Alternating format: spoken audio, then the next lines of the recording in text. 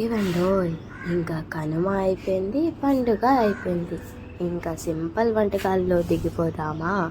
ఇవాళ సింపుల్గా పాలక్ పప్పు ఎలా చేయాలో చూసేద్దాం. ముందే పప్పుని అరగంట ముందు నానబెట్టుకొని ఉంచుకోండి. ఇలా అయితే పప్పు బాగా ఉడికిద్ది అన్నమాట. ఇప్పుడు ఆ నానబెట్టిన పప్పుని కుక్కర్లో వేసుకొని కొద్దిగా నీళ్ళు వేసుకోండి. 2 కప్పుల్లాగా వేసుకోండి. అందులో పసుపు, ఉప్పు వేసుకోండి. తగినంత వేసుకోండి. పసుపు అయితే 1 స్పూన్లా వేసుకోండి.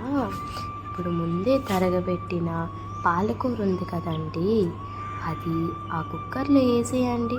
ఓ 3-4 సీటీల వరకు ఉన్నాయండి. ఇప్పుడు 3-4 సీటీలు అయ్యాక ఆ కుక్కర్ మూత తీసి ఆ పప్పుని బాగా గుత్తుతో కలపండి. ఇంకా ఎవరి మీదైనా కోపం ఉంటే ఇక్కడే తీసేసుకోండి. ఇప్పుడు పోపు పెట్టుకుందాం. ఒక ప్యాన్లో ఆయిల్ వేసుకొని ఆవాలు, జీలకర్ర, ఎండుమిరపకాయ, కరివేపాకు, ఉల్లిపాయలు వేసుకొని ఇంకా వేపండి. ఆ పోపు రెడీ అయ్యాక అవునవును మర్చిపోయానే, వెల్లుల్లిపాయలు కూడా వేసుకోండి.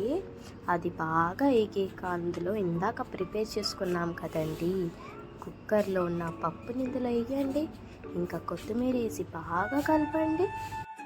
అలాగే కొంచెం తగినంత ఉప్పు కూడా వేసుకోండి. ఇంకా ముందు కొత్తిమీర వేయడం మాత్రం మర్చిపోకండి. ఇంతేనండి, ఇంకా పప్పు రెడీ. అవును, సింపుల్గా ఉంది కదా, ట్రై చేయండి. బాయ్.